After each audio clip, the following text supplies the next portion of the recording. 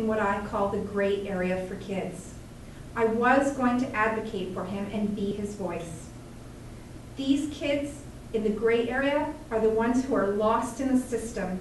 At times, they're labeled as stupid, lazy, or troublemakers as they get older.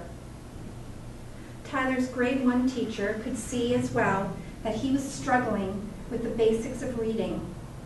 She worked as best as she could with him and suggested educational games for me to do with him at home. This was when I thought about first having Tyler assessed. Grade 2. This was a year filled with teacher meetings, nights of tears and frustration. Tyler was now coming home, telling me he hated school more than he enjoyed it. Seeing Tyler filled with such anger and frustration was heartbreaking. There's nothing more heartbreaking than seeing your child or hearing your child call himself stupid or dumb or feeling inadequate to his classmates. I tried books from Scholar's Choice, additional pages sent home. I even tried the Kumon tutoring approach. It didn't work. My frustration was mounting, knowing that I needed to wait until grade 3 to have Tyler assessed, unless, of course, I wanted to pay for a private assessment. Unfortunately, with my single income, that was out of the question. I couldn't understand why, as a parent, if I knew there was a problem, why the board wouldn't take this into consideration regardless of the development versus disability debate. Finally, I went into a meeting with the principal, the CERT, Tyler's teacher, and the PLC teacher. Breaking down in tears, I told them I needed help. I was at a loss and didn't know how to help Tyler anymore. I just knew I wasn't going to let him slip in his schooling. And as a parent, feeling helpless and out of control, I felt I had failed Tyler, and he was never going to get help. This meeting started our slow journey up the educational mountain that appeared to be as big as Mount Everest. Unofficially, Tyler entered into the PLC class in his school. He was given an informal IEP until he could be assessed in grade 3. From my side, he began tutoring 2 times a week with reading and comprehension. Tyler began to read a little and seemed to be a little bit more at ease with his abilities. That's the key word, his abilities.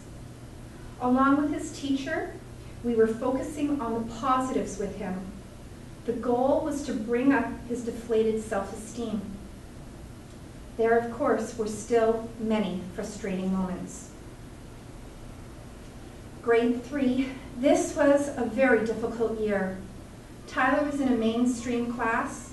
The pace was quicker, and his reading and comprehension was still at an early grade 1 level, if that.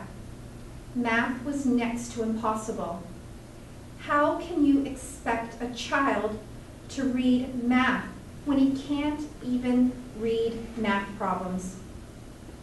More often than not, homework was forgotten at school, or after several attempts, it was ripped out of anger and left incomplete. We were back to frustrating nights of homework, which I had now deemed as the witching hour. Tears and lashing out were accompanied. That year, Tyler's school agenda was full of notes and tidbits to his teacher. Bad night, Tyler ended up in tears, homework incomplete, was the typical letter back to school every night. Tyler's assessment was November 2007. He was assessed with weakness in working memory, phonological awareness, and early literacy skills. After the assessment, at some point it was determined that Tyler would be a candidate for the special education class beginning in grade 4, which is a smaller class for kids who require additional resources. He was also eligible for a technology prescription from the board. I honestly think at one point in Tyler's short schooling, I attended meetings for him at least once a month. From my side, I had told the powers to be at the board and at the school that I wanted to work with them. It was a joint effort, and I was going to do whatever it took for Tyler to succeed. I am positive that there were jokes going around the school and the board that I was the squeaky wheel or even the overbearing mother, and honestly, I am okay with that. Trust me, I took Tyler to a developmental pediatrician. After several tests and questionnaires completed by myself and his teachers, Tyler was shown to have a mild ADD diagnosis. We worked with his diet and natural supplements. Now let me say, Tyler is on a low dose of medication for ADD, but it is not my first choice. Grade 4, we're still climbing Tyler's educational success mountain. It's slow and it's big, but his teacher is awesome. She gets Tyler to open up in class. He's working on projects on his own. He's taking ownership in his work, and he is proud of it. He is coming home weekly with spelling tests that are perfect or near perfect. What a difference a smaller class can make for just one student. Tyler got his laptop at the end of grade 4, and there was just enough time to get comfortable with it and to begin his Kurzweil training. I was able to sit in on the training sessions, and I was shocked to see that this tool was going to be available for my son. I could already see the potential it could possibly have for his education. So at this point, if I'm not boring you, let me tell you about this year. Grade 5, enter Kurzweil and Mrs. Faulkner. Now, Tyler turned 10 in September. Not only am I dealing with a new grade, but a preteen, and with an attitude that starts with, I can't. Again, a small class, and the kids jump into the technology with some additional training. Like any program, there is a learning curve, but I can honestly say it's a pretty easy program. I think the hardest part is just learning to type. I did at one point have a few reservations about this assessive technology and Tyler's teacher. How could Tyler benefit from it? Will it really help his schoolwork? And what about the old-fashioned 3 R's, reading, writing, and arithmetic? I was wrong, I fully admit it. The change with Tyler was subtle at first. My first real insight in his drastic improvement was when I had a teacher-parent meeting and Tyler was involved. I was presented with his school portfolio. It was a history from the start of school to present, and it was amazing. It showed him how his comprehension had improved, his writing skills and understanding had improved. He was so proud to share his achievements with me. For the first time, he was boasting about schoolwork. Using Kurzweil, Tyler's been able to write down his thoughts and research for school projects. Being able to convert text to listening gives him additional instruction visually and auditory. With having an almost endless amount of knowledge, he can put information from the internet and other resources like textbooks, scan them into the program, convert it to text, and pull information that would normally take hours to copy. He can go back and re-listen to text again and again if needed, at his pace. He can highlight important sentences that he feels will help with his work, and he can color code his work.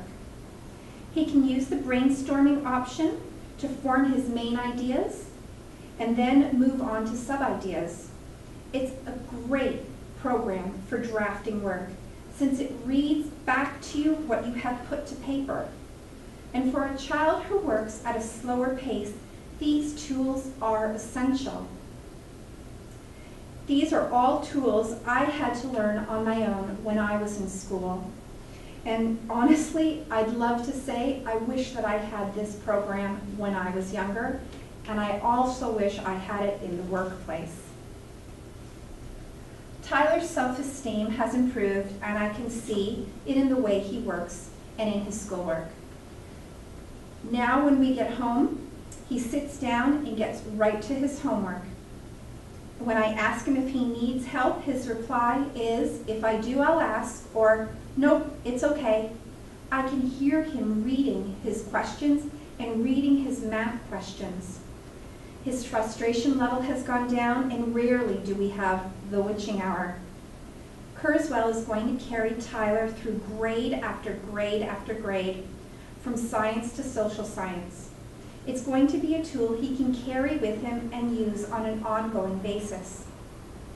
Going from a student in a conventional class with conventional teaching and feeling inadequate and lost, to a student who has, over the course of just one school year, become a leader, a tech dude, making a video on YouTube, going to the robotics competition, and if I can say, blowing the judges away with their ability, and then the Birds of Prey writing contest, and now becoming a Kurzweil expert, Tyler's able to help other students in his school.